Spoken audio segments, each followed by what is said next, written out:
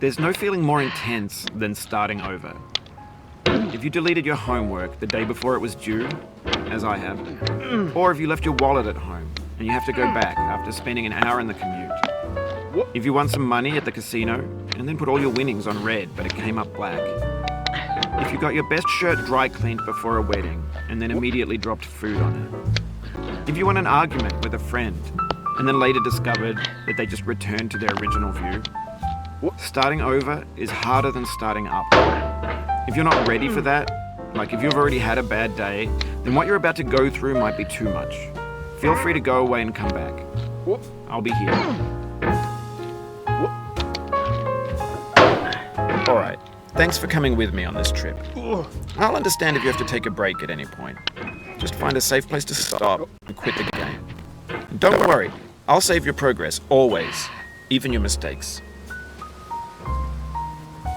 This game is a homage to a free game that came out in 2002, titled Sexy Hiking. The author of that game was Jazuo, a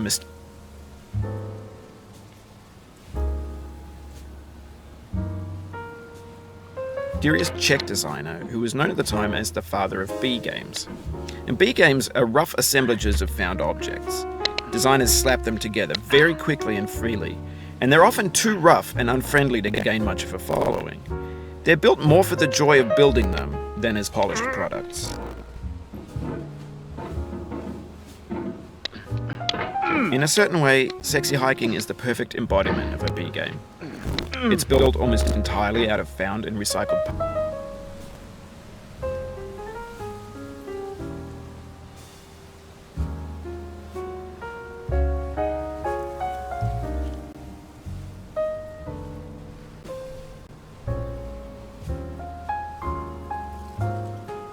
parts, and it's one of the most unusual and unfriendly games of its time.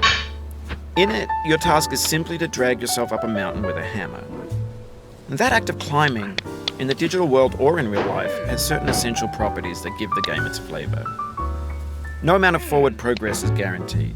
Some cliffs are too sheer or too slippery, and the player is constantly, unremittingly in danger of falling and losing everything. Anyway, when you start Sexy Hiking, you're standing next to this dead tree that blocks the way to the entire rest of the game. It might take you an hour to get over that tree.